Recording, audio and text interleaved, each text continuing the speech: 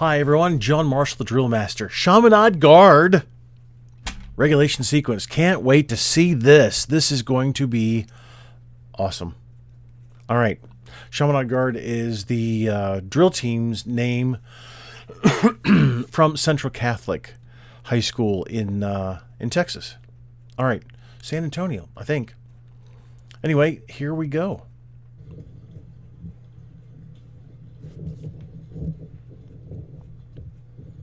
So this is the armed regulation sequence.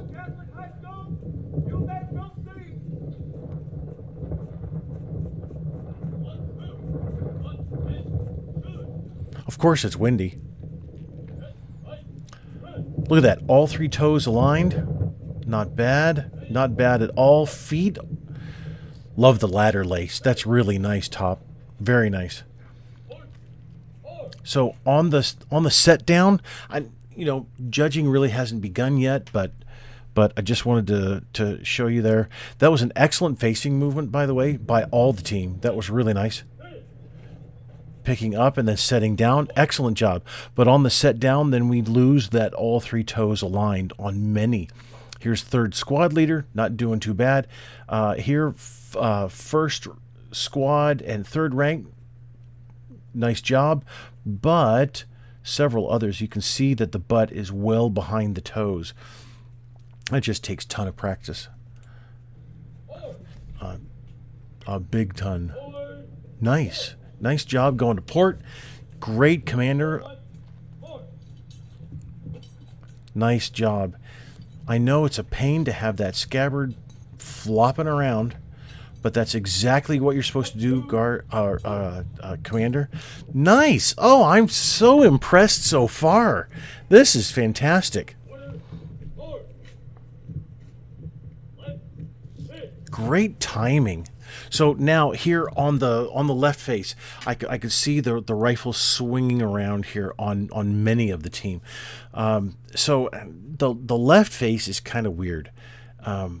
You can leave the rifle behind, and what I'd like to do is take the camera outside, go show you as I'm doing this. So anyway, let's just say that I'll give you this, okay? So this is going to be my right foot, and here's my rifle. We're on the marching surface here. So we have all three toes aligned, right foot and then left foot over here. So right foot, the tendency is to pivot and then swing the rifle out and around because the heel comes around and could hit into the rifle. So that, like I said, the tendency is to swing it around and then bring it over. What you need to do is, and it's kind of difficult for me to do all this, but what you need to do is, as the pivot happens, as you're moving, then you need to lift the rifle up and place it down because your foot is going to come up. So the rifle is lifted up. Yeah, like you can see that. So the rifle is lifted up into the fan blade. All right, I won't do that. So the rifle is lifted up and then brought over and set down. It's okay, Scout. That's a good boy. Yeah, well, that's what I get for forgetting that I've got the fan going. Nice timing. Slight phasing there. Ooh, that was great. Oh, yeah. That was very nice. Just slight phasing there. So, I have my saber. Hold on just a second. Let me pause. Okay, so Commander, what you're doing is this. You have your hand turned out so that your palm is up like that, and you're doing this. You're struggling a little bit to bring that saber to the proper position. So I understand what you're doing, and I appreciate the struggle that you have right here. However, and I'm going to keep my scabbard on here. However, when you bring the rifle, when you bring the saber up, you're going to go to the present position, okay? So the thumb is along, actually this is the top of the handle here. So your thumb is along the handle, your fingers are wrapped around. As you go to present, let me get a little closer. As you go to present, this is present. As you go to arms, what you're going to do is place your thumb here on the side. So this is the left side, this is the right side. So you're going to put your thumb on the side here, all right? So as you put your thumb on the side, then you're going to manipulate your fingers just a little bit on the way down so that when you finally come down, notice I didn't hit the fan. When you finally come down, then the knuckle bow here, what the Marine Corps calls the knuckle bow, is going to be at your side, and your thumb is then pointing up. Your palm is pointing to the left. And so you salute like this, arm fully extended. That's going to help you considerably, and it takes a little while to learn that, you know, place the thumb here and then manipulate your fingers. That's actually what I do, is I kind of do that, and as I push the saber around so that it falls into place, and it's going to be much better for your wrist and your arm because you're twisting there. So anyway, took a long time to do that. To the regulation drill base. We will be conducting drill movements in accordance with U.S. Army Training Circular 3-21.5. Requesting your permission to utilize your drill areas. Technical Sergeant Hunter. Very nice. Carry out your procedures. Thank you. Technical Sergeant Hunter. You know, I hate the Air Force now. The salute that just, it looks ridiculous. Absolutely ridiculous. So here also, you are supposed to have the hand directly next to, not out in front of the body, but directly next to your thigh as you're at parade rest. So I'll just pause so that you can see the cursor. Yeah, so that you're not making a straight line from your shoulder all the way out to the tip of the sword. Well, saber, it's not necessarily straight, but I think you get the idea. So you're actually going to have your arm is going to go straight down, and then the saber comes out just a bit, and it's only about 6 inches or so off the marching surface. 1, 2, 1, and good. 18 out annual order. 1, 2, 3, 4, 5, 6. Okay. Speeding up, I think, just a hair. Got to watch that again. 18 out annual order.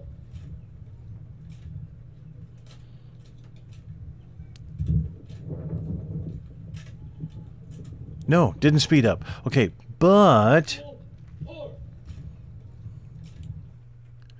look at the elbows here. So this is a nice salute like the Army used to do and stopped doing in the 70s.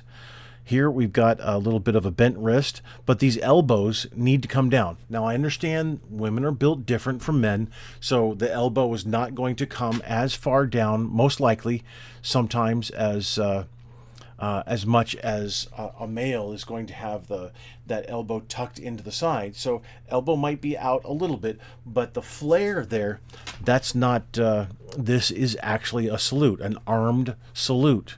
It's an individual salute outside of formation. Army doesn't do that anymore, though. Stopped decades ago.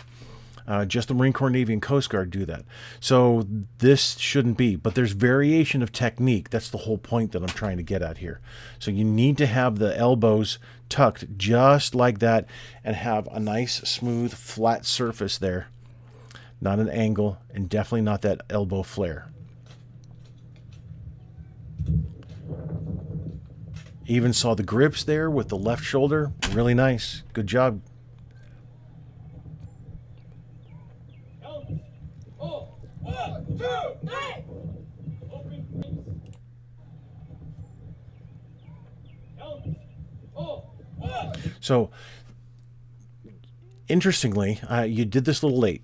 So the only command in the U.S. military where the term on the command actually means on the command is count off. And it's only in line formations. This is a line formation. This is the only time you do that. So the commander gives count off on the command off. Count off. Everybody's head turns except the squad leaders. So you're essentially a count late.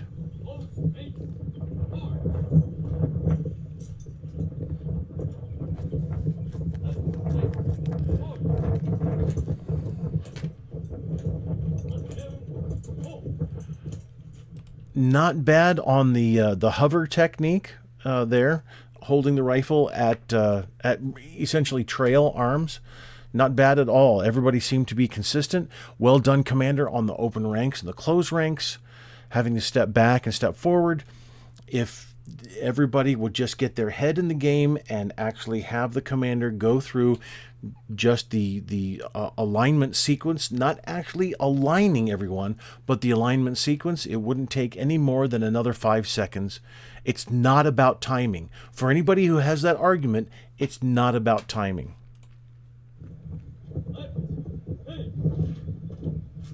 Good, Commander. Good job. Very well done. Got a lot of all three toes aligned, but still there is some variation of technique. Great angles here. So, Commander, when you step off, you definitely need to have a pivot there. And you just left your foot.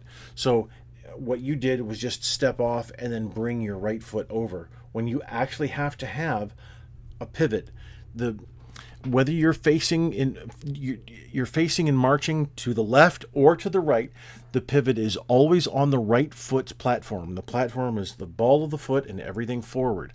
So what many people call the toe, but it's not the toe, it's actually the platform. So you have to have that pivot in order to correctly execute that movement, not just leave the foot behind there.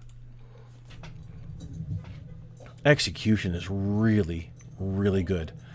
There's some variation of technique just as far as distance is concerned for arm swing, just slightly.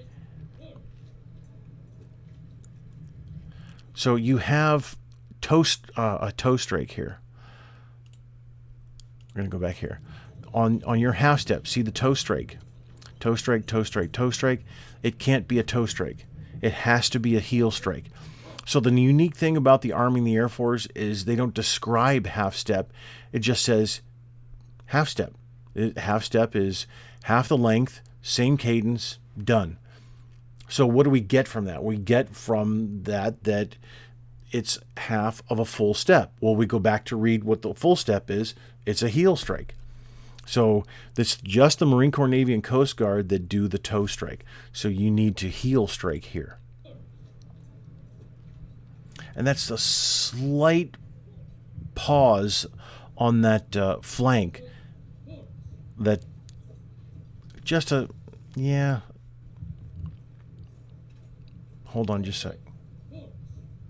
Yeah, it is. It's just that slight, I'm going to make this a little sharper flanking movement executed by the third squad leader. I noticed it with the last one.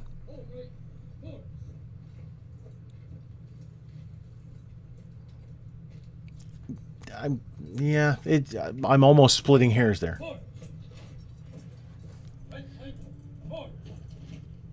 Now, that was an excellent demonstration of everybody keeping the gap between their feet there, and I forget what that's called right off the top of my head, but also the end step, what I've harped on for quite a while now. Everybody performing the same length and distanced end step. walking base. So everybody's keeping their walking base. Everybody has the same end step. When you have different end steps and a different walking base, then it leads to all kinds of errors of alignment and spacing on flanking movements like that. And team, you handled that really well.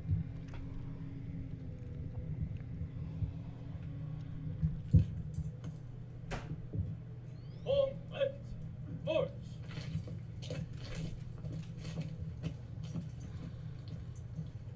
Rear, march.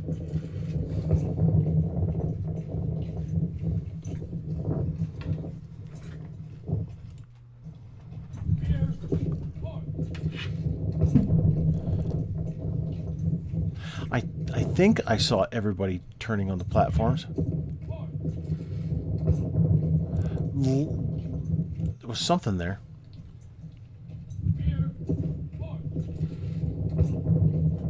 So yeah, not everybody is executing it the same.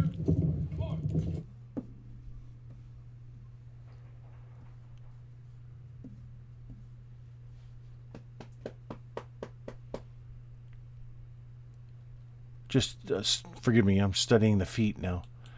So what's interesting is that, and I know there's slight variations here, but this cadet here in the very middle kind of loses his balance, and it looks like, so the best rear march is the Air Force with the feet in line. That's great. But that's the only good thing about the Air Force rear march. After that, then they screw up with having another half step. But everybody else takes that half step, still maintain the walking base, the gap between the feet, and then execute the pivot on both of the platforms of the feet. So you can see as you can see there, he's lost his balance with the foot, and so he needs to recover his balance. So he brings his left foot. Sorry to pick on you, but he brings his left foot right next to the right, and then steps off. But you can see here, see toes are in line, and they really shouldn't be. Legs should be slightly crossed, which is why the Air Force does the 2 feet in line, which makes sense. See, this is an Air Force rear march. This is it's pretty close. This is the crossed legs. Here, the third squad leader. You're doing it correctly because you have that slight crossed leg look after the turn, which is exactly what you're supposed to have. So there's still variation of technique on the rear march here, but this was a very big noticeable moment here.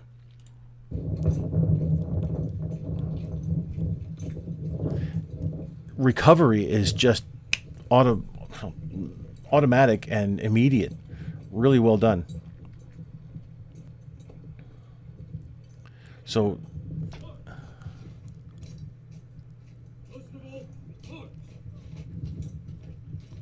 nice job. That was good.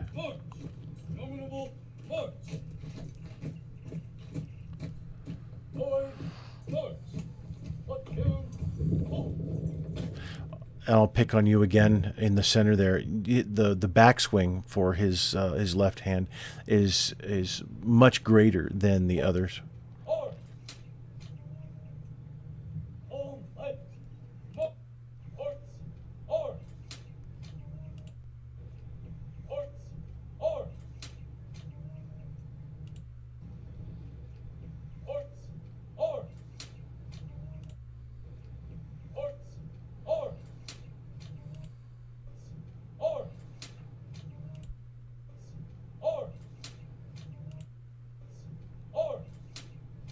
So there's even variation there, and you know, how far do you go to standardize? is a slight elbow movement, is it really that big of a deal? Yeah, it can be. It really can be. And so what I would suggest is just have somebody stand right behind the individual and hold on to their elbow and hold it right to the side, so that as they move to port from right shoulder, it's just the wrist and the forearm doing the work, instead of a slight push out with the elbow. Not everybody pushes out with the elbow. So, when it comes to competition, everything matters. Absolutely everything. Still, the timing is just great.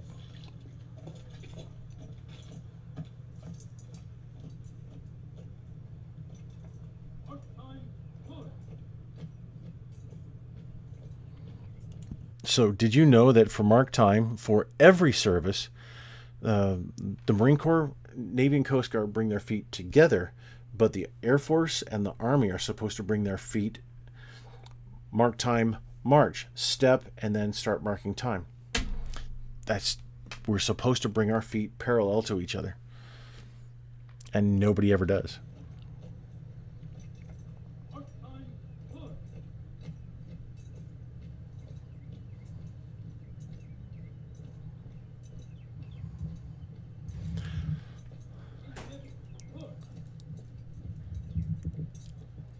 Nicely done. Uniform height.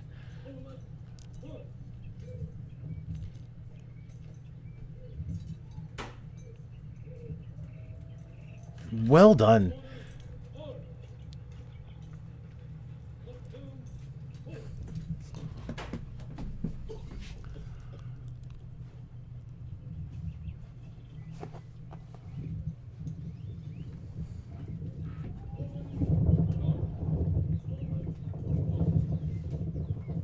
Now, see the difference between the first squad leader's flank and third squad leader's flank.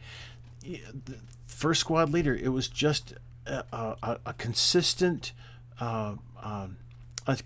consistency in timing. I'll put it that way.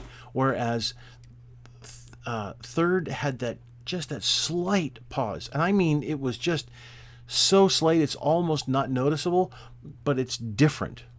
And it stuck out to me.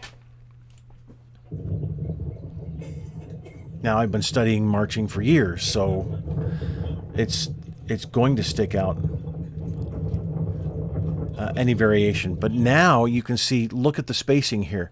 As soon as, which is interesting, as soon as the team comes this direction, it looks like there's even spacing that is close there. Here seems just fine. It looks like as soon as the team turns and is on this back stretch coming around for the final for this final portion of the sequence, well, even here spacing seems to be okay, but it looks like it might be closing. It is closing. All right. I think I see what's happening. So it's...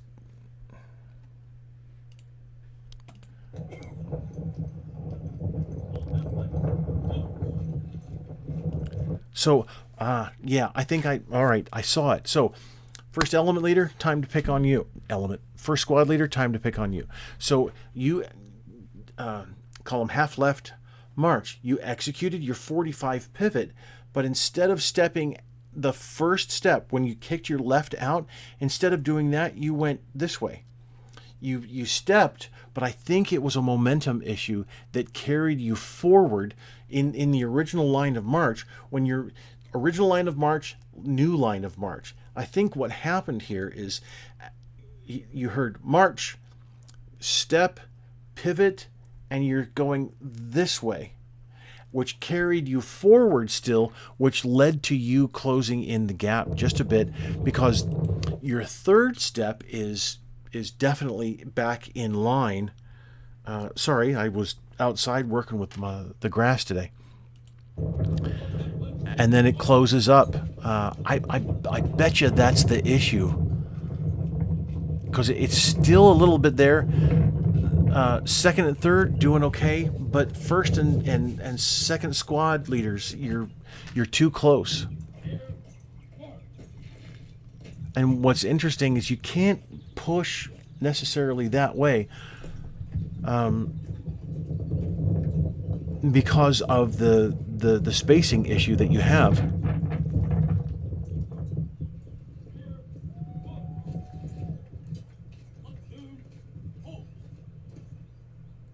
So end step there. Let me see. And he gets in the way. Not his fault. But he blocks almost the entire platoon. So I see a variation in the... Yeah, definitely. Yep. So there's definite length variation on that end step for the halt. I don't know what result that makes here, but it's interesting to see, because it looks like it might have the effect of squeezing in the ranks.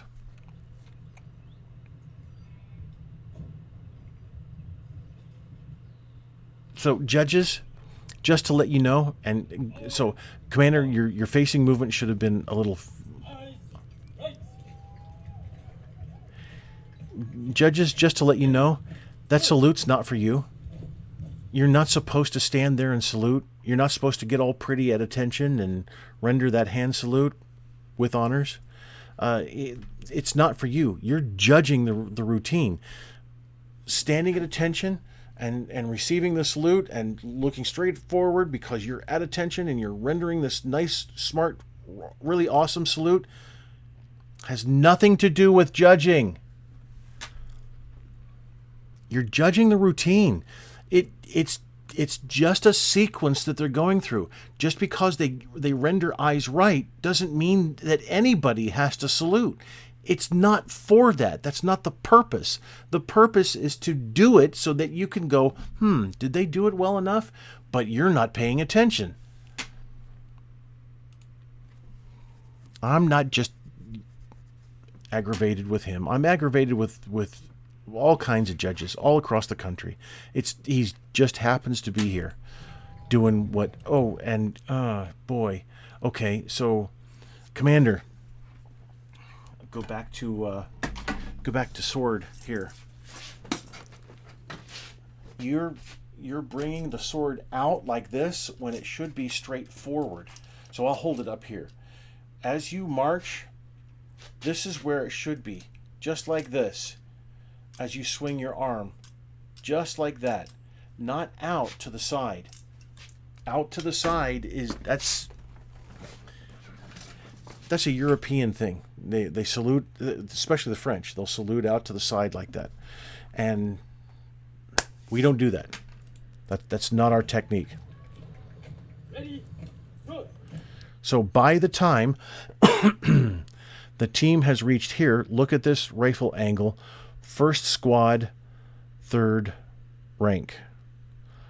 Still holding the donut, but what's interesting is maybe she has smaller hands, but she's holding with fingertips like that, when really it should be in the crease of the palm, split here, donut. Not just fingertips.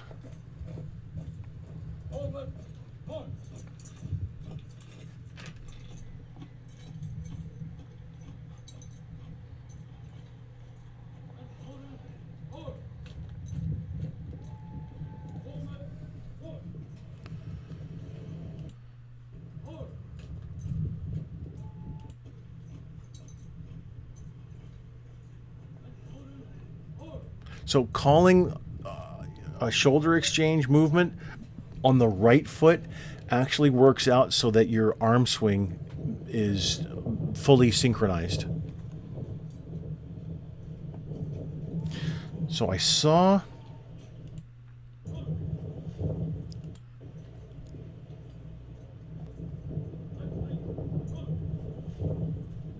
See how everybody is not in alignment?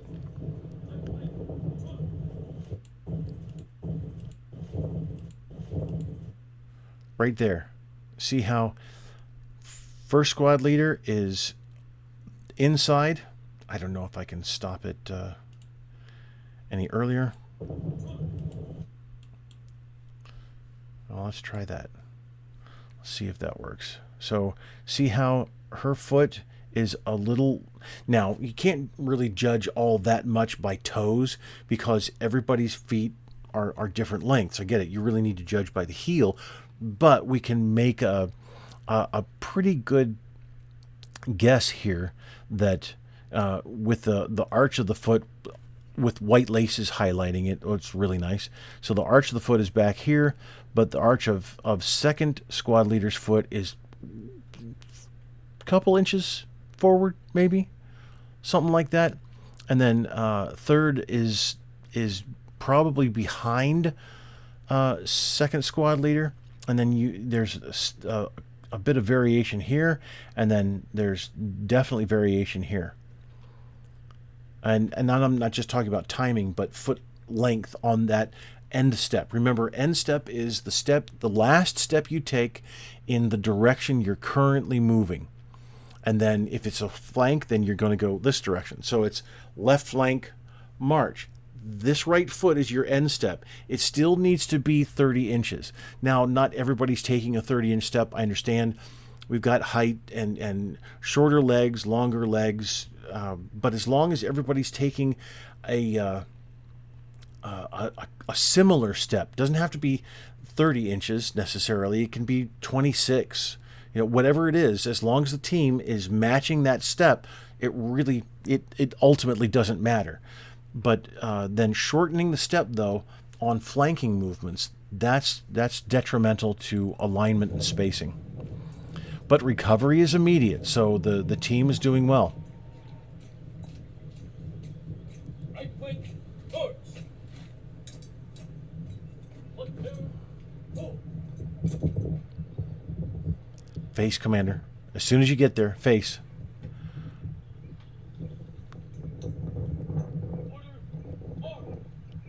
Now, maybe it's the counting thing that you have to do, the 5 second. See, what... Technical Sergeant Hunt, this Chaminade Guard, from Central Catholic High School. So what certain sequences have done is add 5-second stops throughout so that the judges can catch up on the ridiculous numbering system to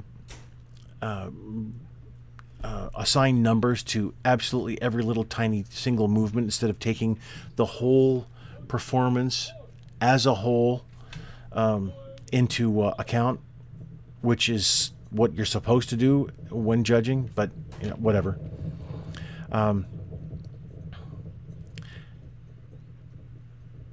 Anyway, so if it was if it was that authorized or mandated, I should say, the mandated pause, then fine, not a problem. There's the podium for teaching the band. All right. I loved it. I loved the performance, and I hope my comments are helpful. I see improvement. I remember going over Chaminade Guard's routine, months ago, and you've done a fantastic job this year, team. You really have. Excellent work. Very impressive. All right, on to the next critique. Thanks for the request, Top. I appreciate it.